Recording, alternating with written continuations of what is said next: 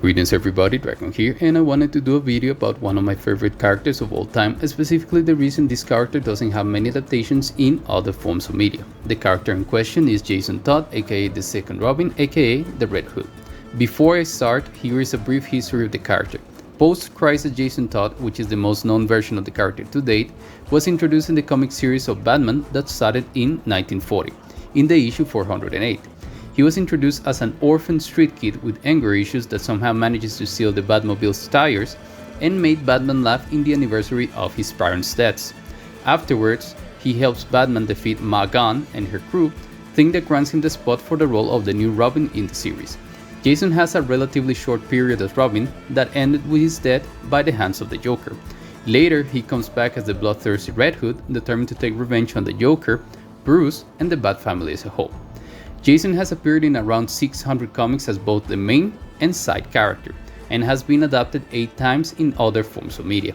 This includes the movies Batman Under the Red Hood and Batman Dead in the Family that are technically one single movie, the show Young Justice, the show Titans, the movie Batman Gotham by Gaslight, and the games Batman Arkham Knight, Gotham Knights, and Injustice 2.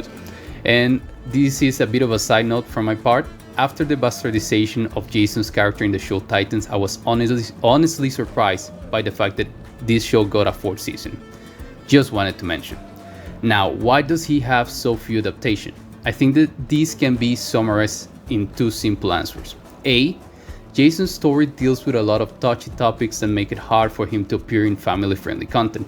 And since that is the best way for superheroes to become popular nowadays, it makes sense why he isn't adapted that often. Not to mention that unlike Dick Grayson's story, Jason's story can't be attached to a concrete idea. After all, his situation is mainly caused by his parents' bad decisions and not a general concept like crime causing his grievances. And B, they often want Jason to be part of the Bat family and be an outlaw that kills villains at the same time, thing that hurts his character a lot.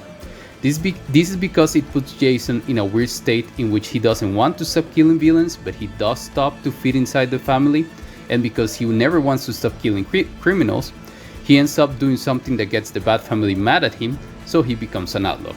The issue is that this ultimately prevents his development and growth as a character, so he stays the same and never really changes. Also, a second note here, like aside from what I mentioned before, another main issue about Jason is that they always try to make him overly edgy.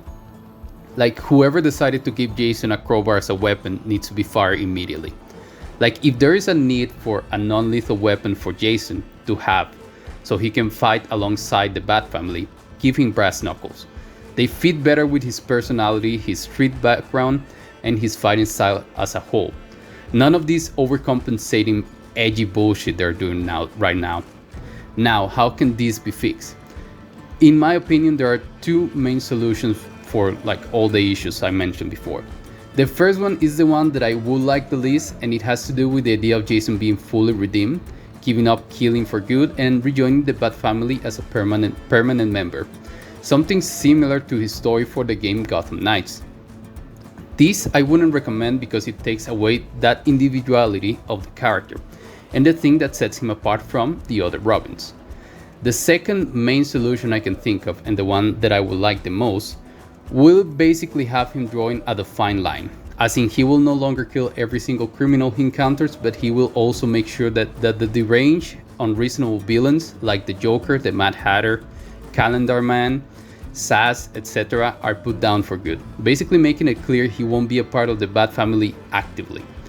But also that he isn't going like insane / unhinged like the period during Dick Grayson's time as Batman, in which he was basically killing anyone who got in his way, whether they were good guys or bad guys.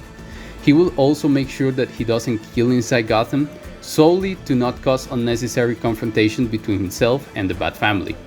This will also allow him to become a permanent informant for the Bat family, as there will no longer be doubts about his allegiances.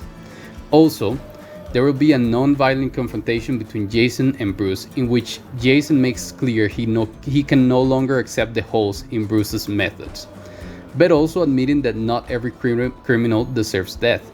And it will end up with Bruce reluctantly accepting the new status quo, not exactly letting Jason do whatever he wants, but understanding that they can no longer maintain their unhealthy relationship, which basically is Jason asking if Bruce loves him now, and Bruce replying not good enough yet.